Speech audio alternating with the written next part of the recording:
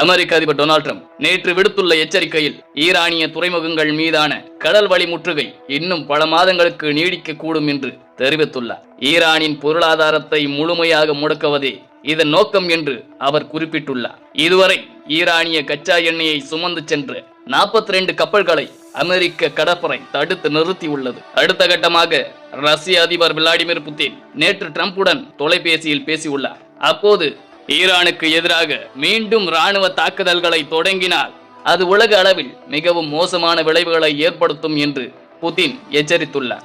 இதனால் அமெரிக்காவின் அடுத்த கட்ட நகர்வு குறித்து உலக நாடுகள் உன்னிப்பாக கவனித்து வருகின்றன. ஈரான் தனது கடற்படை மூலம் ஹார்மோஸ் நீரிணையை முழுமையாக மூடி வைத்துள்ளது. மறுபுறம் அமெரிக்கா ஈரானிய துறைமுகங்களுக்கு வரும் கப்பல்களை தடுத்து வருகிறது. இந்த இரட்டை முற்றுகை காரணமாக உலக அளவில் கச்சா எண்ணெய் விலை பேரலுக்கு $120 தாண்டி உள்ளது.